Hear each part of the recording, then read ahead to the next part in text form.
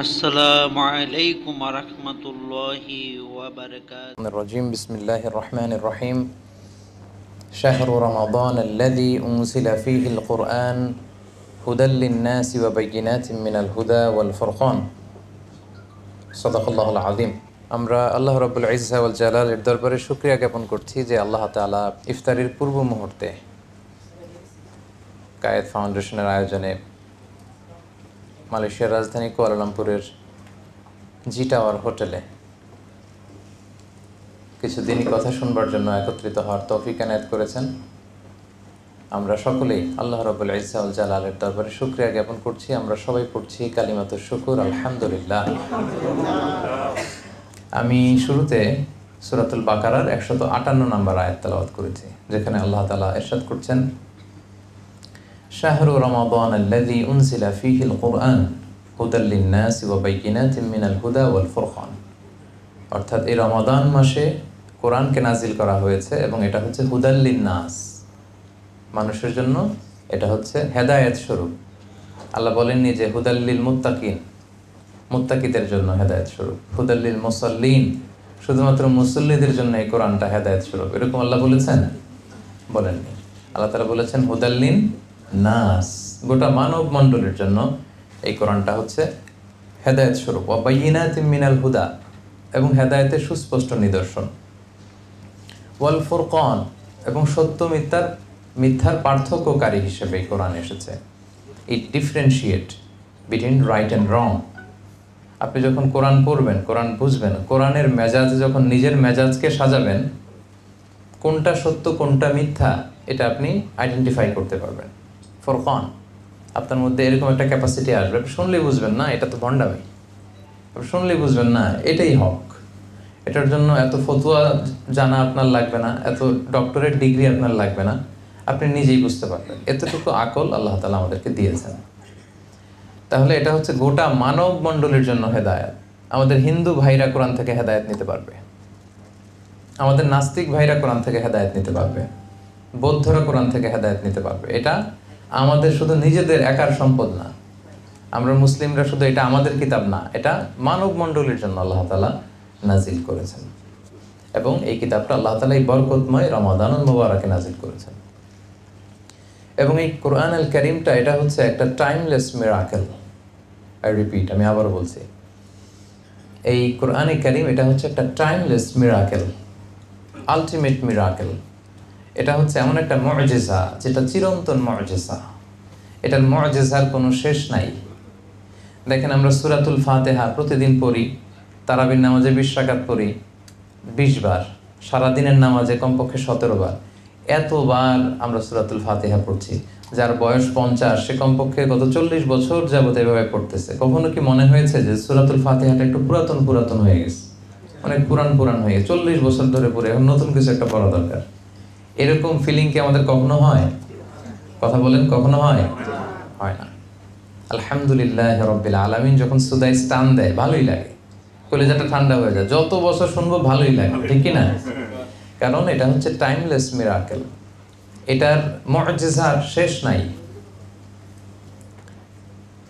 সব নবীকে আল্লাহ তাআলা মুজিজা দেন, বিষ্ণু ঈসা ইসলামকে আল্লাহ তাআলা এই কোরআনকে মুজিজা হিসেবে দিয়েছেন এবং এটা চিরকাল থাকবে। সুবহানাল্লাহ পড়েন। সব নবীকে আল্লাহ তাআলা as a proof of their prophethood, তারা যে নবী এটার প্রমাণ হিসেবে আল্লাহ মুজিজা দেন। এবং সব মুজিজার ইতি ঘটে গিয়েছে, কিন্তু কোরআনের ইতি ঘটে নাই।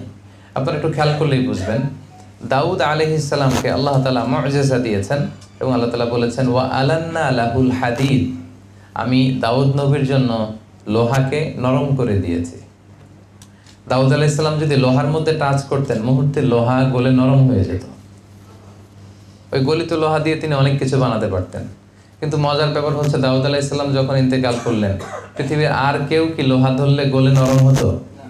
সবাই বলবেন, নরম হতো না। দাউদ আলাইহিস সালাম ইন্তেকাল করলেন, উনি শেষ, সাথে সাথে ওনার মুজিজাও শেষ। কেউ আর লোহা ধরে গলাতে পারেনি, নরম করতে পারেনি। মুসা আলাইহিস সালামকে as a proof of his prophethood, তার নবুয়তের প্রমাণ হিসেবে আল্লাহ মুজিজা দিয়েছিলেন একটা লাঠি। সবাই বলেন, কি দিয়েছিলেন? লাঠি। এটা গেড়ে দিলে গাছ হয়ে যেত, সাগরে বাড়ি মারলে আল্লাহর নামে রাস্তা হয়ে যেত, ফেরাউনের সামনে রেখে দিলে এটা হাইয়াতান তাসাহা, সাপ হয়ে যেত। মুসা আলাইহিস সালাম ইন্তেকালের পরেও বনি ইসরায়েলের মাঝে এই লাঠিটা ছিল, তাবুতের ভেতরে ছিল। তাবুত বাকিয়াতুম মিন আলী মুসা ওয়া আলী হারুন, এখানে ছিল। মুসা আলাইহিস সালামের ব্যবহৃত পাগড়ি ছিল, জামা ছিল, এই লাঠিটাও ছিল। কিন্তু এই লাঠি আর কেউ ধরলে কি সাপ হতো? কথা বলেন। এই লাঠি দিয়ে আর কেউ লোহিত সাগরে আছাড় মারলে কি রাস্তা হতো? হতো না। তার মানে নবী বিদায়, সাথে সাথে নবীর মুআজিজাও বিদায়। ঈসা আলাইহিস সালামের মুআজিজা ছিল আরো চমকপ্রদ। উনি মাটি দিয়ে পাখি বানাতেন, তারপরে ফু দিলে এটা জীবন্ত পাখি হয়ে উড়ে চলে যেত। ওয়া উবরিউল আকমাহা ওয়াল আবরাসা ওয়া উহিল মাউতা বিইذنিল্লাহ। উনি অন্ধ রোগীর চোখে হাত বুলিয়ে দিলে অন্ধ ব্যক্তির দৃষ্টিশক্তি ফিরে পেত। ধবল রোগী, কুষ্ঠ রোগীর গায়ে টাচ করে দিলে সাথে সাথে মুহূর্তে ভালো হয়ে যেত। মৃত লাশের সামনে দাঁড়িয়ে যদি বলতেন ইয়া আব্দুল্লাহ কুম বিইذনিল্লাহ, হে আল্লাহর বান্দা আল্লাহর আদেশে দাঁড়াও, মুহূর্তে দাঁড়িয়ে যেত। অনেক ইসরায়েলি বর্ণনাতে এমনও এসেছে যে ওনার যখন হরিণের গোশত খেতে ইচ্ছে হতো, ঈসা আলাইহিস সালাম হরিণ ধরে জবাই করতেন, জবাই করে হরিণের গোশত খেতেন, কিন্তু হাড্ডিগুলো খেতেন না, হাড্ডিগুলো রেখে দিতেন। হরিণের গোশত উনি আগুনে ঝলসে খাওয়া শেষে হাড্ডিগুলোর দিকে ইঙ্গিত করে বলতেন কুম বিইذনিল্লাহ, আল্লাহর আদেশে উঠে যাও। মুহূর্তে এই মরা হাড্ডি থেকে জীবন্ত হরিণ হয়ে লাফিয়ে লাফিয়ে জঙ্গলে চলে যেত। সুবহানাল্লাহ ওয়া বিহামদিহি। তো ঈসা আলাইহিস সালাম আবার ইন্তেকাল করেননি, একজন নবী কেবল ইন্তেকাল করেননি, ঈসা আলাইহিস সালাম। বাল রাফাআহুল্লাহ ইলাইহি, আল্লাহ তাআলা তার দিকে ওনাকে উঠিয়ে নিয়েছেন, উনি আবার আসবেন। তো ওনাকে মারার জন্য বনি ইসরাইলের লোকেরা এক লোককে পাঠালো, যাও তুমি ঈসাকে মেরে আসো। তো সে মারতে যেয়ে এই ঘটনাটা খেয়াল করে বুঝেন, তাদেরই একজন লোককে বনি ইসরাইল বলল, যাও ঈসাকে মারার জন্য এই ঘরে ঢুকো। তো ঢুকার সাথে সাথে আল্লাহ তাআলা ঈসা আলাইহিস সালামকে বাল রাফাআহুল্লাহ, আকাশে উঠিয়ে নিলেন। আর যেই লোকটাকে মারার জন্য তারা কিলিং মিশনে পাঠালো, তার চেহারাটাকে আল্লাহ ঈসা আলাইহিস সালামের চেহারা করে দিলেন। এবার ওরা বলে, ঘটে নাকি, আসে না কেন আমাদের কিলার তো ফিরে না, দেখি তো কি হয়েছে। এবার সবাই যে ঘরের ভিতরে ঢুকে দেখে এই তো ঈসা বসে আছে। বলেন তো এটা কি ঈসা না মিসা? আসলে ঈসা কোথায়? বাল রাফাআহুল্লাহ, আল্লাহ তাআলা তো ঈসা আলাইহিস সালামকে উঠিয়ে নিয়েছেন। আর তাদের লোকের চেহারা আল্লাহ ঈসা আলাইহিস সালামের চেহারার মতো বানিয়ে দিয়েছেন। তারা ঢুকে দেখে এই তো ঈসা। তো একে পরে এরা হত্যা করে শুলে চড়ায়। আল্লাহ বলেন, না, ওমা কতালুহু ওমা সলাবুহু ওয়ালাকিন শুববিহা লাহুম, তোমরা ঈসাকে হত্যাও করতে পারোনি, শুলেও চড়াতে পারোনি, বরং তোমাদের একজন লোকের চেহারাই আল্লাহ ঈসার চেহারা বানিয়ে দিয়েছে। তো ঈসা আলাইহিস সালাম ইন্তেকাল করেননি, উনি আকাশে আছেন, আবার আসবেন। তো এই যে ঈসা আলাইহিস সালামের মুআজিজা, উনি মৃত লাশকে যদি বলেন দাঁড়াও, এটা জীবিত হয়ে যায়। ওনার ইন্তেকালের পরে পৃথিবীর কোনো পোপ, খ্রিস্টানদের যে পোপ, তারা যদি কোনো মৃত লাশের সামনে দাঁড়িয়ে বলে দাঁড়াও, দাঁড়াবে? কোনো লাশ দাঁড়াবে? অন্ধ কোনো লোকের চোখে হাত বুলিয়ে দিলে কি দৃষ্টি ফিরে পাবে? পাবে না। তার মানে নবীরও বিদায়, সাথে সাথে নবীর মুআজিজাও বিদায়। কিন্তু বিশ্বনবী মুহাম্মদুর রাসূলুল্লাহ সাল্লাল্লাহু আলাইহি ওয়াসাল্লামের প্রতি আল্লাহ তাআলা এই যে কোরআনকে সবচেয়ে বড় মুআজিজা করে নাজিল করেছেন। বিষ্ণু ঈসা ইসলাম ইন্তেকাল করেছেন, কোরআনকে ইন্তেকাল করেছেন। বিষ্ণু ঈসা ইসলাম বিদায় নিয়েছেন, কোরআনও তো বিদায় নিছে না? হ্যাঁ, কোরআন আছে না নাই? কোরআন কিন্তু আমাদের মধ্যে আছে। বিষ্ণু ঈসা ইসলাম চলে গিয়েছেন, কোরআন যায় নাই। বিষ্ণু ঈসা ইসলাম বিদায় নিয়েছে, কোরআন বিদায় নেয়নি। Up until the day of judgment, কিয়ামত পর্যন্ত এই কোরআন আমাদেরকে হেদায়েত দিয়েই যাবে। এজন্য আল্লাহ তাআলা বলেছেন, হুদাল লিন্নাস শাহরু রমাদান আল্লাযী উনজিলা ফীহিল কুরআন হুদাল লিন্নাস, গোটা মানব মণ্ডলীর হেদায়েতের জন্য আল্লাহ তাআলা এই কোরআনকে নাজিল করেছেন। কিতাবুন আনজালনাহু ইলাইকা লিতুখরিজান নাসা মিনাল যুলুমাতি ইলান নূর। ও নবী, আমি অন্ধকারাচ্ছন্ন মানুষগুলোকে অনেকগুলো অন্ধকার থেকে একটি আলোর দিকে, আলোকবর্তিকার দিকে নিয়ে যাওয়ার জন্য এই কোরআনকে নাজিল করেছি। সুবহানাল্লাহি ওয়া বিহামদিহি। তাহলে প্রথম কথা আমরা বুঝলাম যে এটা হচ্ছে হুদাল লিন্নাস, শুধু মুসলমানদের কিতাব না, বরং গোটা মানব বিশ্বের কিতাব। 2 নম্বর আমরা বুঝলাম এটা হচ্ছে টাইমলেস মিরাকেল। এটা এমন একটা মিরাকেল, এটার শেষ নাই। যে এটা নিয়ে আসছে নবী চলে গেছে, বাট এটা যায় নাই, কারণ এটা মিন সিফাতিল্লাহ, আল্লাহ তাআলার সিফাত। এই কোরআনের লয় নাই, ক্ষয় নাই, এটার কোনো ধ্বংস নাই।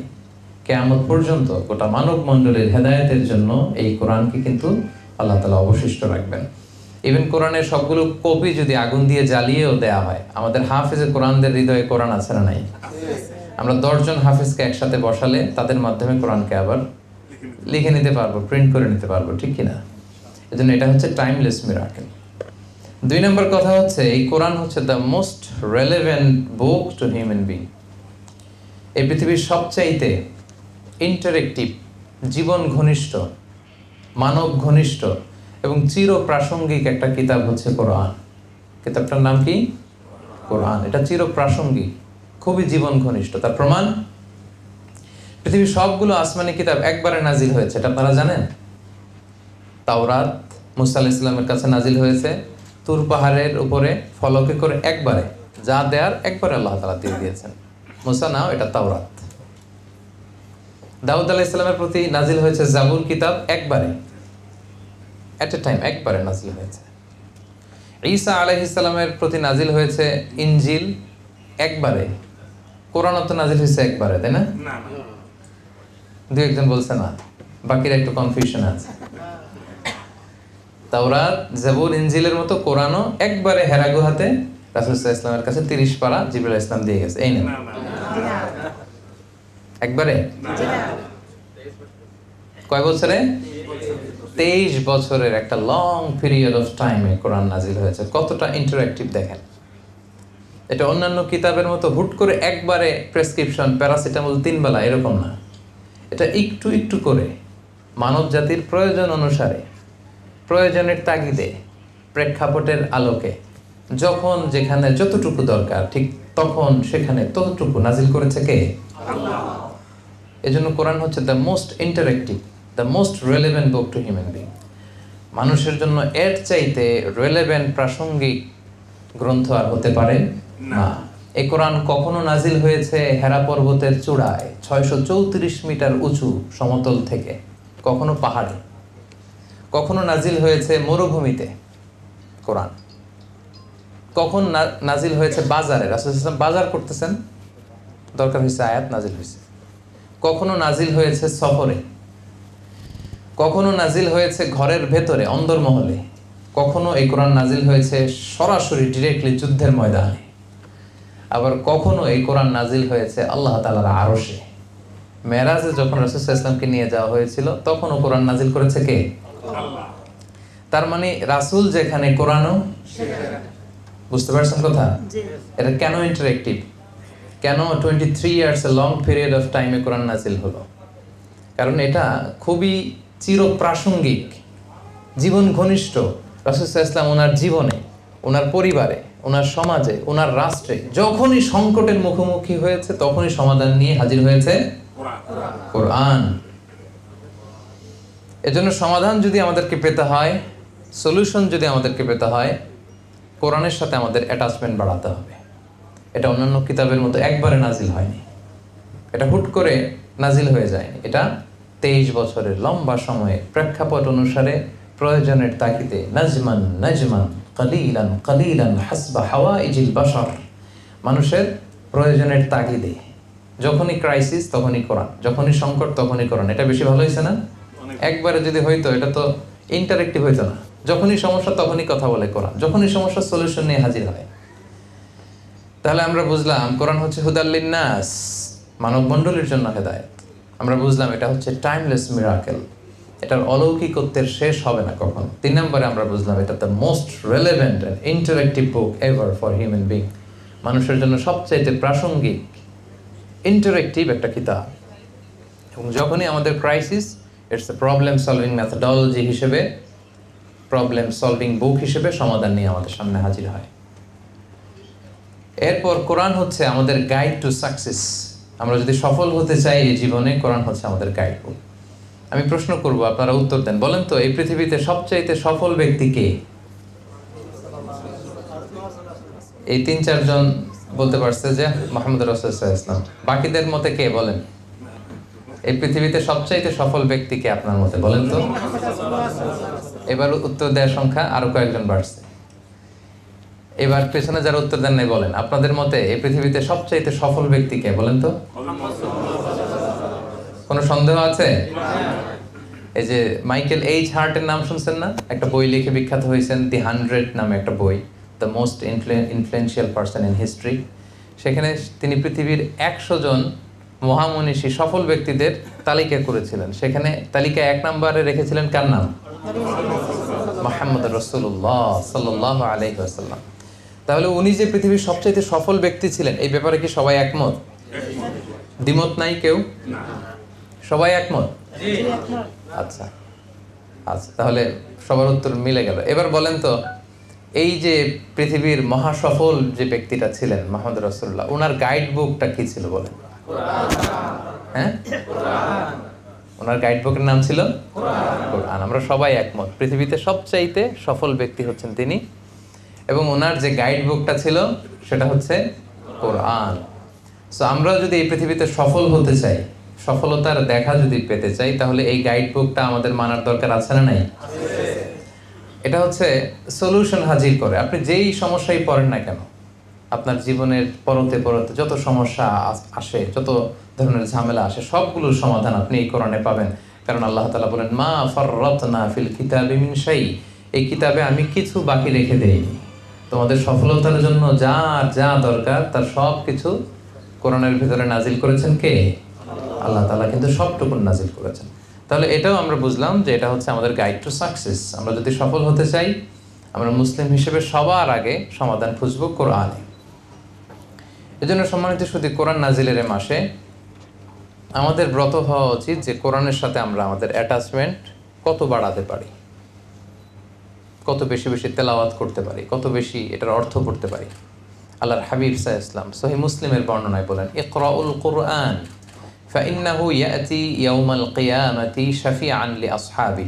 তোমরা বেশি বেশি কোরআন তেলাওয়াত করো, কেননা এই কোরআন তেলাওয়াতকারীর জন্য কিয়ামতের দিন এই কোরআন আল্লাহর সামনে শাফাআতকারী হিসেবে আবির্ভূত হবে।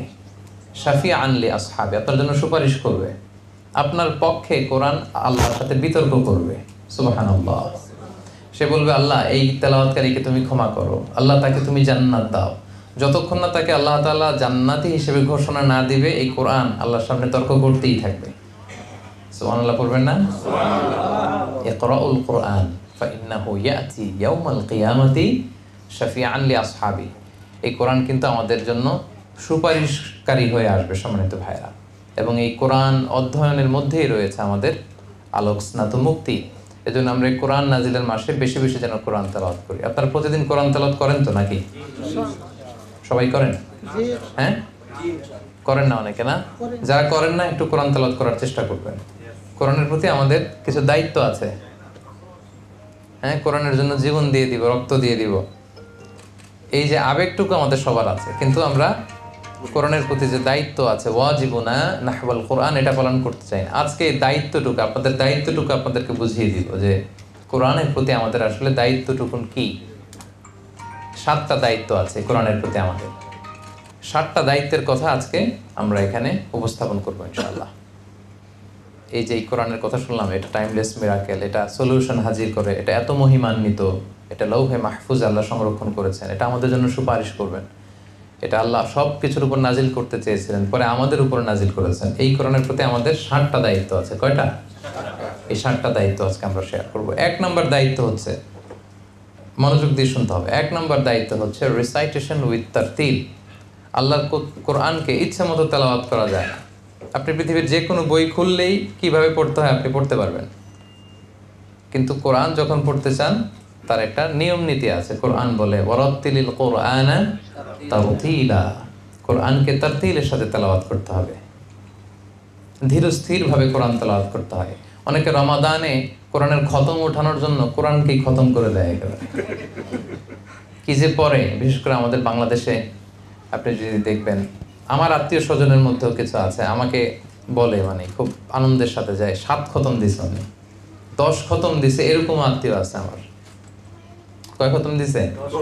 তার মানে উইদিন 3 days he completed 1 খতম। প্রতি 3 দিনে এক খতম দিতে হলে প্রতিদিন পড়া লাগে কয় পারা? চিন্তা করছেন কি ডেডিকেশন, কি এফোর্টটা দিছে, কিন্তু তেলাওয়াতের অবস্থা একেবারে জঘন্য। তো যদি এরকম হয় তাহলে রুব্বা কারিন লিল কোরআন ওয়াল কোরআন ইয়ালআনুহু, কোরআনের অনেক আবৃত্তিকারক বা তেলাওয়াতকারী আছে যারা কোরআনের রহমত না পেয়ে কোরআনের লানত পায়। দিছে কয় খতম? হাসিল করছে কি? লানত। ফলাফল শূন্য, মাইনাস একেবারে। সম্মানিত ভাইরা, এই জন্য ওয়ারাত্তিলিল কোরআনা তারতিলা, মনোযোগ দিয়ে শোনেন, তাড়াহুড়ো করে তেলাওয়াত করবেন না। আমাদের বাংলাদেশে তারাবিরও বেহাল দশা। আমরা গত অনেক বছর বলতে বলতে এখন মানুষের মধ্যে জনপরিসরে কিছুটা সচেতনতা তৈরি হয়েছে। এখন অনেক মসজিদেই ওনারা বলে যে না, আস্তে আস্তে পড়তে হবে। আগে যে আলহামদুলিল্লাহ রাব্বিল আলামিন বলে ওয়ালাদ-দাল্লিন আমিন, এরপর আবার আরেকটা দিয়ে আল্লাহু আকবার চলে যেত। এই যে প্রতিযোগিতা, তাড়াহুড়ো করার প্রতিযোগিতা না, কোরআন কিন্তু আপনাকে লানত দিবে। ধীরস্থির ভাবে কোরআন তেলাওয়াত করতে হবে। খতম উঠাইতে যে কোরআনকে খতম করা যাবে না। তেলাওয়াতের গুণগত মান আপনাকে নিশ্চিত করতে হবে সম্মানিত ভাই এবং বোনেরা। এবার আপনি নিজের সাথে মিলান যে আপনি কিভাবে তেলাওয়াত করেন। ধীরস্থির ভাবে আমাদেরকে তেলাওয়াত করতে হবে। এটাকে আরবিতে তারতিল বলা হয়। ওয়ারাত্তিলিল কোরআনা তারতিলা। আপনি তাজবিদ মেনটেন করে, মাখারিজুল হুরুফ মেনটেন করে, সিফাত মেনটেন করে আপনি ধীরস্থিরভাবে পড়বেন। তবেই আপনি প্রতি অক্ষরে কয় নেকি? 10 নেকি। কোরআনের প্রতি অক্ষরের তেলাওয়াতে কয় নেকি বলেন? এটা তখন যখন ওয়ারাত্তিলিল কোরআনা তারতিলা, আপনি যখন তারতিলের সাথে তেলাওয়াত করবেন তখন আপনি এই সওয়াবটা পাবেন। তাহলে ফার্স্ট এন্ড ফরমোস্ট রিমাইন্ডার হচ্ছে তাড়াহুড়ো করে পড়বো না। আমরা দেখি তো বিষ্ণু ইসা ইসলাম কিভাবে পড়তেন, উনি কিভাবে তেলাওয়াত করতেন। আনাস রাদিয়াল্লাহু তাআলা আনহু বলেন, কানা রাসূলুল্লাহ সাল্লাল্লাহু আলাইহি ওয়াসাল্লাম ইয়ামুদ্দু বিহা সাওতাহু মাদ্দান, রাসূলুল্লাহ সাল্লাল্লাহু আলাইহি ওয়াসাল্লাম টেনে টেনে কোরআনের আয়াত তেলাওয়াত করতেন, টেনে টেনে পড়তেন। সো আমরা যেন টেনে টেনে পড়ি। আম্মা জান, আমাদের আম্মা জান রাসূলুল্লাহ সাল্লাল্লাহু আলাইহি ওয়াসাল্লামের প্রিয়তমা স্ত্রী উম্মে সালামা রাদিয়াল্লাহু তাআলা আনহা বলেন, কানা রাসূলুল্লাহ সাল্লাল্লাহু আলাইহি ওয়াসাল্লাম ইয়াকাত্তিউ কিরাআতাহু আয়াতান আয়াতান, তিনি প্রতিটা আয়াত পড়ে পড়ে থামতেন। এক আয়াত শেষ, স্টপ, আরেক আয়াত স্টপ। আলহামদুলিল্লাহি রাব্বিল আলামিন, থামলাম।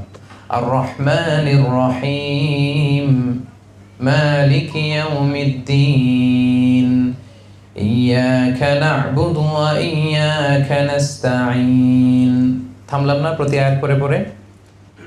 রাসূলুল্লাহ সাল্লাল্লাহু আলাইহি ওয়াসাল্লাম প্রতিটি আয়াত পড়ে পড়ে থামতেন, আবার নতুন আয়াত শুরু করতেন, আয়াত শেষ, থামতেন, আবার নতুন আয়াত শুরু করতেন। মনে থাকবে তো সম্মানিত ভাইরা? আচ্ছা। এবং তিনি বলতেন, যাইয়িনুল কোরআনা বিআসওয়াতিকুম, তোমরা তোমাদের কণ্ঠে সুর করে কোরআন পড়ো। বিষ্ণু ইসা ইসলাম আমাদেরকে ওসিয়ত করেছেন যে তোমরা সুর করে কোরআন পড়বা। তিনি বুখারীর বর্ণনায় ধমকও দিয়েছেন যে লাইসা মিন্না মান লাম ইয়াতাগান্না বিল কোরআন, যে গুনগুনিয়ে নাইস মেলোডি দিয়ে নাইস ভয়েসে কোরআন পড়ে না সে আমার দলভুক্ত নয়। যে সুন্দর ভয়েস দিয়ে সুর করে কোরআন পড়ে না সে আমার দলভুক্ত নয়। কত বড় ওয়ার্নিং দেখছেন? এজন্য সুর করে টেনে টেনে প্রতি আয়াত শেষে থেমে থেমে কোরআন পড়তে রাজি আছেন তো সবাই? সুর করে পড়বেন। অনেকে বলে হুজুর আমার কোনো সুর নাই। অনেকে বলে, কে বলছে আপনার সুর নাই? বাথরুমে গেলে তো ঠিকই বাথরুম সিঙ্গার হয়ে যান। বাথরুমের ভিতরে গেলে দেখবেন কিন্তু কাপড় কাচতেছে আর গুনগুনে গাইতেছে, তো তখন সুর আসে কোত্থেকে? তার মানে প্রতিটা মানুষের গলাতেই আল্লাহ সুর দিয়েছেন। কারো হয়তো খুবই সুরেলা গলা, কারো হয়তো কিছুটা কম, কিন্তু সুর আছে। সুর ছাড়া মানুষ নাই। যেই সুরে আল্লাহ দিয়েছে সেটাকেই আপনি বিউটিফাই করে সুন্দর করে তেলাওয়াত করার চেষ্টা করবেন। সবাই রাজি আছেন তো ইনশাআল্লাহ? এক নাম্বার দায়িত্ব আপনারা বুঝাই দিলাম, রিসাইটেশন উইথ তারতিল, তারতিলের সাথে তেলাওয়াত করবেন ভাইরা। 2 number, listening to Quranic recitation, কোরআন তেলাওয়াত শুনতেও হবে। কোরআন তেলাওয়াত শুনতেও হবে, এটা অনেক বড় সওয়াবের কাজ। ওয়া ইযা কুরিআল কুরআনু ফাসতামিউ লাহু ওয়া আনসিতু লাআল্লাকুম তুরহামুন, যখন কোরআনের তেলাওয়াত হয় মনোযোগ দিয়ে শোনো, with attention, with vast concentration. ফাসমাউ বলেন নাই, সিম্পলি শোনো না, ফাসতামিউ। এখানে অক্ষর বেশি, আরবিতে বলে কাসরাতুল মাবানি তাদুল্লু আলা কাসরাতিল মাআনি, যেই শব্দে আরবিতে অক্ষর বেশি ওটার অর্থ বেশি। আল্লাহ বলছেন ফাসতামিউ, মনোযোগ দিয়ে শোনো। লাআল্লাকুম তুরহামুন। ওয়ানসিতু, চুপ থাকো, কোরআন তেলাওয়াতের সময় কোনো কথা চলবে না, চুপ থাকো। লাআল্লাকুম তুরহামুন, রহমতের বারিধারা নাজিল করবে কে? আল্লাহ। সুবহানাল্লাহ। কোরআন শুনলেও রহমত পাওয়া যায়, সওয়াব হয়। এজন্য বাসায় আওয়াজ করে কোরআন ছেড়ে দিয়ে রাখবেন, গাড়িতে কোরআন ছেড়ে দিয়ে রাখবেন। নাকি গাড়িতে গান ছেড়ে দিয়ে রাখেন? হ্যাঁ, যদি গান ছেড়ে দিয়েও রাখেন, আজকে থেকে এটা চেঞ্জ করবেন। আরব শায়েখদের কোরআন তেলাওয়াত এটা আপলোড করে আপনি গাড়িতে শুনবেন, ওই গাড়িতে ইনশাআল্লাহ অ্যাক্সিডেন্ট হবে না ইনশাআল্লাহ বিইذনিল্লাহ। আল্লাহর তেলাওয়াত যখন শুনতেছেন অ্যাক্সিডেন্ট হবে না, আল্লাহ তাআলা হেফাজত করবেন। তো গাড়িতে যখন উঠবেন ওখানে আমরা গান চালাবো না ভাইয়েরা, কি চালাবো? মনে থাকবে সবার ইনশাআল্লাহ। হ্যাঁ, শেখ আব্দুর রহমান আস-সুদাইসের তেলাওয়াত অনেকে পছন্দ করে, আপলোড করে নেন, ডাউনলোড করে শুনেন। শেখ সুরাইমেরটা শুনেন। তারপরে মিষ্টি কণ্ঠ যাদের শুনতে ভাল লাগে, শেখ মিশারি রাশেদ আল আফাসি, ওনার তেলাওয়াত শুনতে পারেন। বান্দার ইবনে আব্দুল আজিজ আল বালিনের তেলাওয়াত শুনতে পারেন। মাহের মা আগালির তেলাওয়াত শুনতে পারেন। আমাদের বাংলাদেশে যারা আন্তর্জাতিক পর্যায়ে কেরাতে ফার্স্ট হয়ে আসে, এদেরও তেলাওয়াত পাওয়া যায় সুন্দর, আপনি শুনতে পারেন। এগুলো গাড়িতে ছেড়ে দিয়ে রাখবেন, কারণ কোরআন পড়লেও সওয়াব, শুনলেও সওয়াব। তাহলে 2 নম্বর দায়িত্ব বুঝে পাইছেন তো? আচ্ছা, 3 নম্বর হচ্ছে teaching and learning the holy Quran. কোরআন শিখা এবং শেখানো। শিখা শেখানো দুইটাই ভালো কাজ। শিখতেও হবে, শেখাইতে হবে, শেখার কোনো শেষ নাই। আমি বাংলাদেশে থাকতে বিভিন্ন জায়গায় কেরাতও পড়তাম, একটু একটু আলোচনাও করতাম। মিশরে যখন গিয়েছি, আমাদের কেরাত আলহামদুলিল্লাহ শুদ্ধ ছিল, কিন্তু মিশরের অনেক আরব শায়েখদের কাছে যখন আমরা পড়তাম, বলতো এইটা এইভাবে হয় না, এইভাবে, এটা এইভাবে আদায় করতে হবে। আমার এক আলজেরিয়ান শায়েখ ছিল, সে আমারে বলতেছে পড়ো, আমার আউযুবিল্লাহি হয় না এর কাছে, কি বলবো আমি, মানে হচ্ছে, সে চাচ্ছে আরো উচ্চ মাকামের। হ্যাঁ, তা আমাকে সে আরবি কবিতা দিয়ে ঠিক করে দিতেছে। আমাকে বলতেছে ওয়ারাক্কিল হামজাতা মিন আউযু ওয়া ফাখমিত তাআ দাল মাশযুযু ওয়া শানশিনিশ শিনা ফিশ শাইতানি আফাহিমতা ইয়া মিজানার রহমানি। মানে কবিতা বানায় আমাকে ঠিক করে দিতেছে, বলতেছে রাক্কিল হামজা ফি আউযু, আউযুর মধ্যে আউযু, আউযু, বলতে গেলে আরো চিকন করবা। ফাখমিত তাটারে মোটা করবা, মিনাশ শাইতান, ত মোটা করবা। ওয়া শানশিনিশ শিনা ফিশ শাইতানি, আর আশ-শাইতানের মধ্যে আশ আশ এরকম একটা আওয়াজ হবে। তো এগুলো তো আমরা আদায় করি না। তো সে আমাকে এরকম উচ্চাঙ্গের কেরাতের, উচ্চমানের কেরাত শিক্ষা দিচ্ছিল, তার মানে শিখার শেষ নাই। তো শায়েখকে আমি প্রায় শোনাতাম। শোনাবেন, একজন ভালো শায়েখ পেলেই শোনাবেন। আমি আমার ইউনিভার্সিটিতে অনেক হাফেজদেরকে কোরআন শোনাই, পেলেই আমি বলি একটু শোনো আমার কোরআন। আর আরব শায়েখদের পেলে তো কথাই নেই, আমি সুযোগ পেলে বলি যে একটু শোনেন। তো আপনি কোরআন শোনাবেন, কারণ কোরআন শিখানো it's a life long process, এটা শেষ নাই। খায়রুকুম মান তাআল্লামাল কুরআনা ওয়া আল্লামাহু, the best person among you who learns Quran and teaches it to others.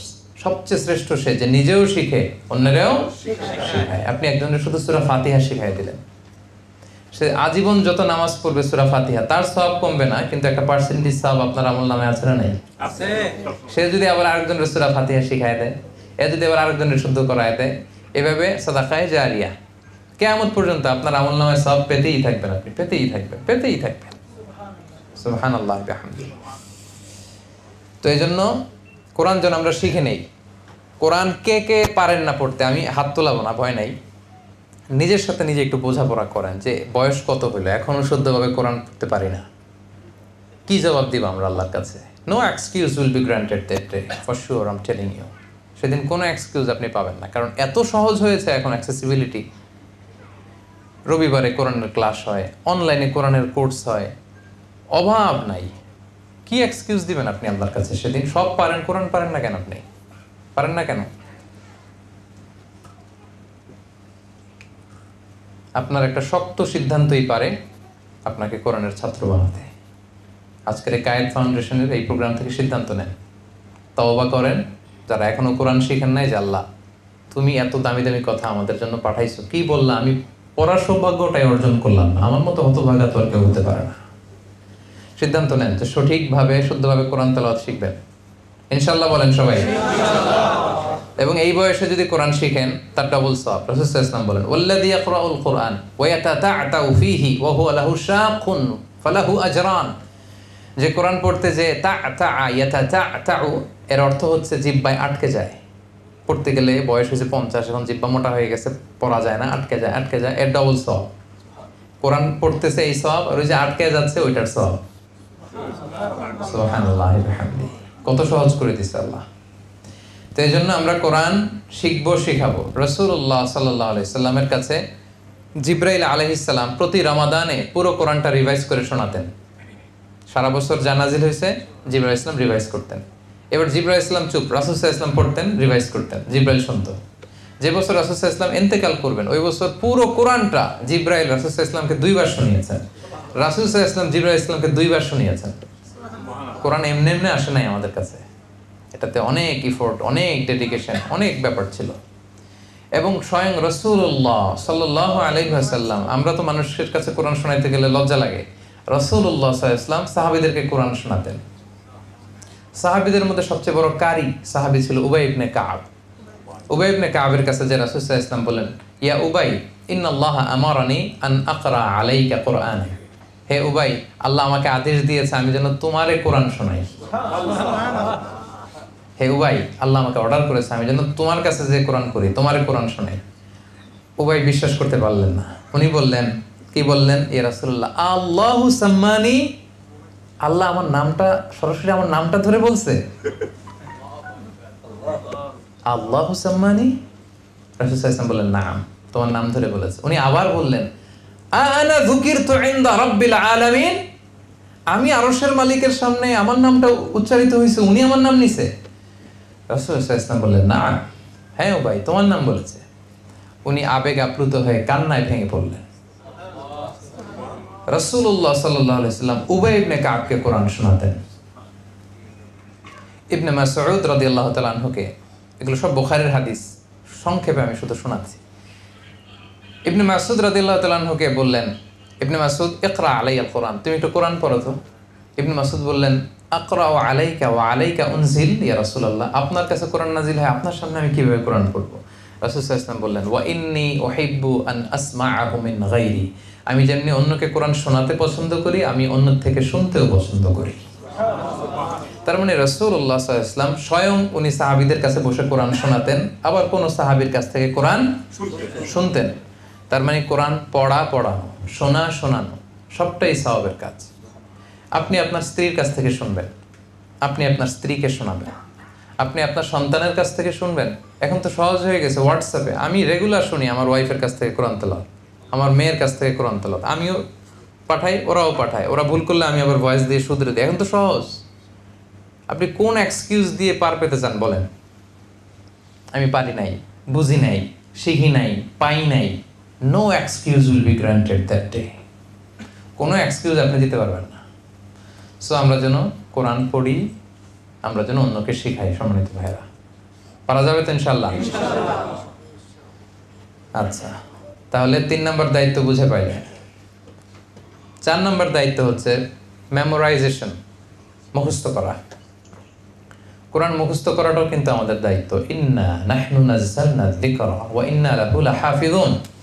আমি আল্লাহ কোরআন নাজিল করেছি, এই কোরআন হেফাজতের দায়িত্ব আমি আল্লাহ নিয়েছি। তো এখন আল্লাহ কি নিজে এসে কোরআন হেফাজত করবে? কাদের মাধ্যমে করবে? আমাদের মাধ্যমে। এই কোরআনকে হেফজ করে রাখা এটা আমাদের দায়িত্ব। নট নেসেসারি যে পুরো কোরআনই হেফজ করতে হবে। আমাদের দেশে একটা ব্যাড কালচার হচ্ছে, এক ছেলেরে নিয়ত করছে এটারে দিব হেফজখানায়, তুই 30 পারা করবি, আর এটারে বানানো ইঞ্জিনিয়ার, ওর 1 পারাও করার দরকার নেই। এরকম না টেন্ডেন্সিটা? মানে যারা হেফজখানায় পড়বে ওরা দুনিয়ার সব দায়িত্ব নিয়ে আসছে কোরআন হেফাজত করার। আসলে ব্যাপারটা এমন নয়। আমাদের প্রত্যেকের দায়িত্ব এই কোরআনকে হেফাজত করা, পড়ার মাধ্যমে, হেফজ করার মাধ্যমে, রিভাইজ করার মাধ্যমে, মেমোরাইজেশন করার মাধ্যমে। মিশরে আমরা এটা দেখেছি, আমি তো 4-5 বছর আল আজহার ইউনিভার্সিটিতে পড়েছি। মিশরে দেখেছি এই কালচারটা আরবদের মধ্যে আছে। ওরা সবাই হেফজ করে, যে পারে 30 পারাই করে, না পারলে 20 পারা, না পারলে 10 পারা, না পারলে 5 পারা, না পারলে জুজ আম্মা, কোরআনের 30তম পারাটা, আমপারাটা 1 পারা হইলেও এরা মুখস্থ করবে। সুবহানাল্লাহ।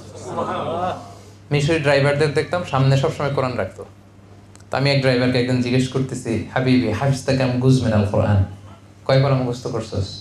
আল্লাহ মা আলিশ বা আশরাতা আকজাবাস, মানে সে লজ্জা পেয়ে গেছে, বলতেছে আমি আসলে খুব লজ্জিত, আমি তো বেশি পারি নাই, মাত্র 10 পারা। পেশায় কি? পেশায় ড্রাইভার। আর আমাদের দেশের ড্রাইভার গুলা দেখেন, গাঞ্জা খেয়ে এরপরে ট্রাক নিয়ে নামে রাস্তায়, ইয়াবা খেয়ে, সিগারেটের গন্ধে আপনি কাছেই যেতে পারবেন না।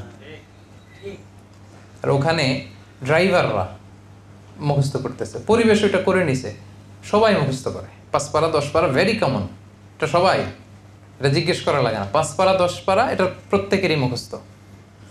তো এই ট্রেডিশনটা আমাদের নাই। এবং দেশের বাইরে বিভিন্ন জায়গায় কিন্তু পার্ট টাইম তাহফিজ সেন্টার আছে। আমার ছেলে ইঞ্জিনিয়ার হোক না, অসুবিধা কি? ও লয়ার হোক না, অসুবিধা কি? ও পার্ট টাইম তাহফিজ করবে, 5 পারা 10 পারা যতটুকু পারে মুখস্থ করবে। এটা পারা যাবে না আমাদের? বেশি না পারি, আমরা ছোট ছোট সূরাগুলো মুখস্থ করতে পারবো না? কথা বলেন। সূরাতুদ দোহা, সূরাতুশ শামস, সূরাতুল আ'লা, এগুলো মুখস্থ করতে পারবো না আমরা? আমরা যেন কিছু অংশ মেমোরাইজ করি কোরআনের। একটা নিয়ত করেন না আপনি, আপনার শক্ত সিদ্ধান্তই পারবে আপনাকে জান্নাতের দিকে এক ধাপ এগিয়ে নিতে। শক্ত সিদ্ধান্ত, but the decision is yours. সিদ্ধান্ত আপনার। ফায়ুলবাসু তাজাল কারামা, আপনাকে একটা স্পেশাল ক্রাউন পরানো হবে কোটি মানুষের সামনে কিয়ামতের দিন, যারা কোরআন হিফজ করবে। এজন্য নিয়ত করেন ছেলে মেয়েদেরকে হাফেজ বানাবেন। নিজে না পারলেও হাফেজ ছেলে মেয়েদের বাবা মা তো হতে পারবেন। কি বলেন? ইনশাআল্লাহ বিইذنিল্লাহ। এবং আল্লাহর হাবিব সাল্লাল্লাহু আলাইহি ওয়াসাল্লাম বলেছেন, যারা কোরআন হিফজ করে তারা আহলুল্লাহি ওয়া খাসাতু, আল্লাহর স্পেশাল মানুষ, কাছের মানুষ। সো আমরা যেন কোরআন হিফজ করি। কোরআনের প্রতি 4 নম্বর দায়িত্ব হচ্ছে কোরআনকে হিফজ করে রাখা, memorization of the holy book of the Quran. যতটুকু পারি আমরা নিয়ত করি। এটা তাদের জন্য যারা ভালো রিডিং পড়তে পারেন, কিছু মুখস্থ করছেন, তারা আরো মেমোরাইজেশনের অংশ আরো বাড়াবেন এখন থেকে। পারা যাবে ইনশাআল্লাহ। সবাই আওয়াজ করে বলেন ইনশাআল্লাহ। 5 নম্বর দায়িত্ব, to understand its meaning in your own mother tongue. আপনার মাতৃভাষায় আপনার এই কোরআনটাকে বুঝতে হবে। এটা হচ্ছে সবচেয়ে ইম্পর্টেন্ট। খেয়াল করে শুনুন, নিজ মাতৃভাষায় কোরআন বোঝা। কারণ আল্লাহ তাআলা যা বলার সব বলে দিয়েছেন। যা আসমান থেকে নাজিল হওয়া সব নাজিল হয়েছে, নতুন করে কিছু নাজিল হবে না? বলেন বলেন, নাজিল হবে? আর কোন নবী আসবে? যা নাজিল হওয়া, যা আসা সব চলে এসেছে, যা বলার সব বলে দিয়েছেন। এটা বুঝতে হবে আপনাকে। আপনি ইউএস এর এম্বাসিতে কোনো একটা অ্যাপ্লাই করছেন, ওখান থেকে ইংরেজিতে লেটার পাঠিয়েছে, বুঝেন না, তো এটা নিয়ে কি বসে থাকেন? কি করেন? হ্যাঁ, ট্রান্সলেট করেন, গুগল ট্রান্সলেটের কাছে যান, যে ইংরেজিতে এক্সপার্ট ওর কাছে যান। চায়না যাবে আপনার ছেলে, বাংলাদেশে আমার সাথেই তো ঘটছে এরকম। মিশরে যাবে এক ভদ্র মহিলার ছেলে, তো ওখানে কোম্পানি থেকে যে আরবি লেটার আসছে কিছু বুঝেন, আমার কাছে চলে আসছে। আমি ছুটিতে গেছিলাম দেশে, ভাবছি উনি মিশরে পড়ছেন, তো আরবি বুঝে। হ্যাঁ, আমরা তো আরবি বুঝি। তো ওইটা বোঝার জন্য ঠিকই কত মাইল পাড়ি দিয়ে আমার বাসায় আসছে। ইংরেজি না বুঝলে কত মাইল পাড়ি দিয়ে ইংলিশ ল্যাঙ্গুয়েজ সেন্টারে যান, চাইনিজ না পারলে চাইনিজে যান। সব তো পারেন আপনি, কম বোঝেন না তো দুনিয়ার বিষয়। এটা বোঝেন না কেন? এখানে এত গাফলতি কেন? বুঝতে হবে আপনাকে। বাংলা ভাষায় একজন হিন্দু, কেউ কেউ বলেন সর্বপ্রথম, আবার কেউ কেউ বলেন না প্রথম না, তবে উনি কাজটা করেছিলেন। কোরআন শুরুর দিকে একজন কোরআনের অনুবাদ করেছিলেন, পুরো কোরআন। নাম কি? গিরিশচন্দ্র সেন। ধর্ম হিন্দু। ধর্ম কি? হিন্দু। তো হিন্দু হয়ে কোরআনের অর্থ বুঝে, তুমি বুঝো না কেন? আল্লাহ যদি এটা বলে, সিম্পল। হিন্দুর বেটা হয়ে কোরআন অর্থ বুঝতে পারলো, তুমি পারলা না কেন? তোমার কি এক্সকিউজ? ও পারলো তো হিন্দু, তো তুমি পারলা না কেন? কি উত্তর দিবেন বলেন? So no excuse will be granted that day. সেদিন কোনো এক্সকিউজ কিন্তু গ্রহণ হবে না। সম্মানিত ভাই এবং বোনেরা, আমরা যেন মাতৃভাষায় এই কোরআনের মেসেজগুলো হৃদয়ঙ্গম করার চেষ্টা করি। কোরআনের অনুবাদ আছে, বঙ্গানুবাদ আছে, মর্মবাণী আছে। এই স্মার্টফোন নাই এরকম তো কোনো লোকই নাই এই হলরুমে, তাই না? এইখানে আপনি অ্যাপস ডাউনলোড করতে পারবেন। সিম্পলি প্লে স্টোরে যে বা অ্যাপ স্টোরে যে বাংলা কোরআন লিখলে চলে আসতেছে। 114টা চ্যাপ্টার, কত নবীদের কাহিনী, কত আদেশ নিষেধ, জীবন পরিবর্তন করার মতো কত বার্তা, কত মেসেজ। আপনি তো সব মিস করতেছেন এগুলো যদি না পড়ে থাকে। আপনি যে কি মিস করতেছেন আপনি নিজেও জানেন না। এজন্য নিয়ত করেন আপনি কোরআন অর্থ সহ পড়বেন। বঙ্গানুবাদ সূরাতুল ইখলাসের অর্থটাই পড়েন না, কুল হুয়াল্লাহু আহাদ আল্লাহুস সামাদ লাম ইয়ালিদ ওয়া লাম ইউলাদ ওয়া লাম ইয়াকুল লাহু কুফুয়ান আহাদ। এত সহজভাবে, এত ছোট্ট পরিসরে, এত প্রিসাইজলি আল্লাহ নিজের পরিচয় দিচ্ছেন। লাম ইয়ালিদ ওয়া লাম ইউলাদ, তিনি কাউকে জন্ম দেনওনি, কারো কাছ থেকে জন্ম নেনওনি। ওয়া লাম ইয়াকুল লাহু কুফুয়ান আহাদ, তার সমকক্ষ কেউ নাই, তার মতো কেউ নাই, তিনি তার মতো। সুবহানাল্লাহ, কি সুন্দর মেসেজ তিনি দিয়েছেন। মহাবিশ্ব সম্পর্কে কত কিছু বলেছেন, মানব জাতি কিভাবে আসলো, জিন জাতি কিভাবে আসলো, নবীদের হিস্ট্রি কি, রাসূল সাল্লাল্লাহু আলাইহি ওয়াসাল্লামের জীবনে কি কি ঘটেছে, সব কোরআনে আল্লাহ বলে দিয়েছেন, কিছু বাকি রাখে নাই।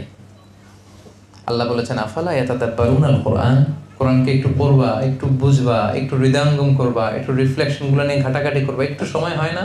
আমা আলা কুলুবিন আকফালুহা, নাকি তোমাদের মনের অন্তরে তালা ঝুলে আছে? আল্লাহ বলেন যারা কোরআনের অর্থ, এটার মেসেজটা বুঝতে চায় না, ওদের অন্তরে তালা ঝুলে আছে। এই অন্তরের মনের জট, চিন্তা জট, এই তালা খুলতে হবে আপনাকে কোরআন দিয়ে। নিয়ত করেন যে প্রতিদিন আমরা কোরআনের অর্থ পড়বো, অর্থ বুঝবো। ইনশাআল্লাহ, 3 জন বলছে খালি পড়বেন ইনশাআল্লাহ, সবাই পড়বেন ইনশাআল্লাহ। এবার সাউন্ড হয়েছে অনেক। তো সম্মানিত ভাইরা, এগুলো হচ্ছে রিমাইন্ডার। শক্ত একটা সিদ্ধান্ত আপনাকে নিতে হবে যে আমি কোরআন যদি না পারি আমি পড়তে শিখবো, আমি যদি পড়তে পারি আমি পরিমাণ বাড়াবো, আমি কিছু সূরা মুখস্থ করব, এরপরে আমি মাতৃভাষায় কোরআন পড়বো। আমি অনেক ইংরেজি পড়ুয়া মানুষকে চিনি, মাদ্রাসায় পড়ে নাই, কোনোদিন যায় নাই, ইংরেজি পড়ুয়া প্রতি রমাদানে কোরআনটাকে শুরু থেকে শেষ পর্যন্ত অনুবাদ পড়ে। সহিহ বুখারী অনুবাদ পড়ে ফেলেছে, মুসলিম অনুবাদ পড়ে ফেলেছে। তো এরা ইংরেজি পড়ুয়া হয়ে পারলে আমরা পারবো না কেন? কি বলেন? হ্যাঁ, জাস্ট একটু চেষ্টার ব্যাপার, একটু আপনার শক্ত সিদ্ধান্তের ব্যাপার। আপনাকে শক্ত একটা সিদ্ধান্ত নিতে হবে যে আমি কোরআনের শুরু থেকে শেষ পর্যন্ত আল্লাহ কি বলেছে আমি শুনতে চাই। মনে চায় না?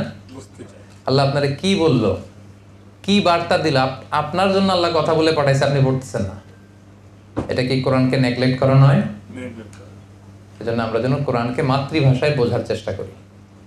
অ্যাপসে আপনি ডাউনলোড করে নেবেন, প্রতিদিন আধা পৃষ্ঠা, 3 লাইন, কমপক্ষে 6টা চলে গেল। লাস্ট দায়িত্ব, হলিস্টিক অ্যাপ্রোচে কোরআনকে বুঝতে হবে এবং মানতে হবে, মানে সামগ্রিক কোরআনকে মানতে হবে।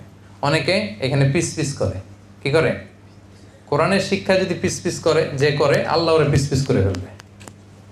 মানে এই বিষয়গুলো আমার ভালো লাগে আমি মানলাম, এগুলো সমস্যা। এখানে বলতেছে ইউসিকুমুল্লাহু ফি আওলাদিকুম লিযযাকারি মিসলু হাযিল উনসায়াইন, ছেলে যদ্দুর পাবে মেয়ে পাবে তার অর্ধেক। এই জায়গায় ঝামেলা লেগে গেছে, সব মানতেছে কিন্তু এখানে দেখতেছে যে আমি আমার ছেলেরে যদ্দুর দিছি মেয়েরে অর্ধেক দিতে হবে, সরাসরি কোরআনের ভার্ডিক্ট। এইটা তো ঝামেলা লেগে যাইতেছে। এরকম একটা আয়াতের কথা বললাম, এরকম বহু জায়গা আছে দেখবেন আপনার সাথে কন্ট্রাডিক্ট। বাদ দেন আপনার চিন্তা, বাদ দেন আপনার মতাদর্শ, বাদ দেন আপনার সব। কোরআন যেই দিক নির্দেশনা দিয়েছে, কোরআন যেই আদর্শের দিকে আমাদেরকে ডাকে, ওইটাই আমাদের আদর্শ, ঠিক কি না? এজন্য আধা আধা করে মানা যাবে না, টোটাল প্যাকেজ। আফাতুমিনুনা বিবা'দিল কিতাবি ওয়া তাকফুরুনা বিবা'দ। আল্লাহ বলে কোরআনের একটু মানবা আর একটু ছাড়বা, আবার তুমি মুমিন বলে নিজেকে দাবিও করবা। নট সো ইজি ম্যান, এত সোজা না। এরকম করলে দুনিয়াতে আমি তোমাদেরকে দিব লাঞ্ছনা গঞ্ছনা, আর আখিরাতে তোমাদের জন্য থাকবে ভয়ঙ্করতম আযাব। এজন্য টোটাল প্যাকেজ, পুরো কোরআনটাকে টোটাল প্যাকেজ হিসেবে মানতে হবে, পুরোটা। কিছু মানলাম, কিছু ছাড়লাম, যেটা আমার মনের সাথে মিলে ভাল লাগে ওইটা মানলাম, যেটা আমার দলের সাথে মিলে ওইটা মানলাম, যেটা আমার আদর্শের সাথে মিলে শুধু ওইটা মানলাম, যেটা আমার চিন্তা চেতনার সাথে মিলে শুধু ওইটা মানলাম। এইভাবে আপনার মন মতো ভাগ ভাগ করে কোরআন মানা যাবে নাকি? কথা বলেন। হোলিস্টিক অ্যাপ্রোচে পুরো কোরআনের আদর্শটা, পুরো কোরআনের শিক্ষাটা, পুরো কোরআনের লেসন এন্ড রিফ্লেকশন আপনাকে মানতে হবে। এটার মধ্যে কোনো ভাগাভাগি করা চলবে না। এই হচ্ছে 7টা দায়িত্ব। বুঝে পেয়েছেন আপনাদের দায়িত্ব? মনে থাকবে সবার? আমি 7টা আরেকবার একটু আপনাদের সামনে রিপিট করি। শুরুতে আমি কিছু ইন্ট্রোডাক্টরির কথা বলেছিলাম, তারপরে বলেছিলাম 1 নম্বর দায়িত্ব হচ্ছে আমাদের রিসাইটেশন উইথ তারতিল। অর্থাৎ তার তিলের সাথে ধীরস্থিরভাবে কোরআন তেলাওয়াত করতে হবে, ধীরস্থিরভাবে সুন্দরভাবে তেলাওয়াত করতে হবে, তাড়াহুড়ো করা যাবে না। 2 নম্বর বলেছিলাম লিসনিং টু কোরআনিক রিসাইটেশন, তেলাওয়াত শুনতে হবে, গাড়িতে ছেড়ে দিয়ে রাখবেন, বাসায় লাউড স্পিকারে দিয়ে রাখবেন, যদি সবাই শুনতে চান, অন্যরা শুনতে না চাইলে ছোট ভলিউমে দিয়ে রাখবেন, শুনবেন, শুনলেও সওয়াব। 3 নম্বরে বলেছিলাম teaching and learning the holy Quran, কোরআন শিখা শেখানো, অন্য থেকে শোনানো। আপনি আপনার ওয়াইফকে শোনাবেন, আপনার ওয়াইফ আপনাকে শোনাবে, বাচ্চাকে শোনাবেন, বাচ্চা আপনাকে শোনাবে, নিজে শিখবেন, অন্যকে শেখাবেন, মৃত্যুর আগ পর্যন্ত। এটা কন্টিনিউয়াস প্রসেস। আপনি যদি সূরা ফাতিহাটা পারেন, গ্রামে গেলে বাচ্চাদেরকে বলবেন যেই সূরা ফাতিহা শোনাবে ওরে 50 টাকা দিব, পারা যাবে না? দেখবেন পাগলের মতো বাচ্চারা এসে সূরা ফাতিহা শোনাইতেছে, 50 টাকা করে দিয়ে দিবে। তখন অন্যরা যেগুলো আধা আধা মুখস্থ করতে পারে না, ওইটাও মুখস্থ করে এসে বলবে আমি তো করছি, আমারটা দেন, আমিও পারি, আমারটা দেন। এই যে ইন্সপিরেশন কাজ করবে। 3 নম্বর। 4 নম্বর হচ্ছে সম্মানিত ভাই এবং বোনেরা মেমোরাইজেশন, মুখস্থ করতে হবে, একটু একটু করে মুখস্থ করবেন। শুধু আপনার হাফেজ ভাইদের কাঁধে সব দায়িত্ব দিয়ে দেন না, প্রত্যেকেই আমরা কোরআন একটু একটু করে হেফজ করার চেষ্টা করবো, মুখস্থ করার চেষ্টা করবো যতটুকু পারি। 5 নম্বর হচ্ছে খুবই গুরুত্বপূর্ণ to understand its meaning in your mother language, আপনার নিজ ভাষায়। আপনি চাইনিজ, তো চাইনিজ ভাষায় ট্রান্সলেশন অফ দ্য হোলি কোরআন আছে, পড়েন। আপনি ইংরেজি বোঝেন, ইংরেজিতে আছে। বাংলায় বোঝেন, বাংলায় আছে, পড়েন। মাতৃভাষায় আল্লাহ তাআলা আপনাকে কি বলতে চেয়েছেন এটা একটু বুঝবার চেষ্টা করেন। 6 নম্বর রিফ্লেকশন অ্যাকর্ডিং টু আন্ডারস্ট্যান্ডিং, যা বুঝলেন সেটা মানার চেষ্টা করেন। সব শেষে হচ্ছে হোলিস্টিক অ্যাপ্রোচে মানবেন, কিছু মানবো কিছু মানবো না, এরকম ভাগাভাগি করবেন না ভাইয়া। কমপ্লিটলি পুরো কোরআনকে কমপ্লিটলি আমাদের মানতে হবে। পারা যাবে তো ইনশাআল্লাহ? আরো আওয়াজ করে সবাই পড়েন ইনশাআল্লাহ। আমরা আল্লাহ তাআলার কাছে কামনা করি যে কোরআনের প্রতি আমাদের যে দায়িত্ব, ওয়াজিবুনা নাহওয়াল কোরআন, এই ব্যাপারে যতগুলো পয়েন্ট শুনলাম, আল্লাহ তাআলা সর্বপ্রথম এগুলো আমাকে এবং পাশাপাশি আপনাদের সবাইকে আমল করার তৌফিক দান করুক, আমরা করি আমিন।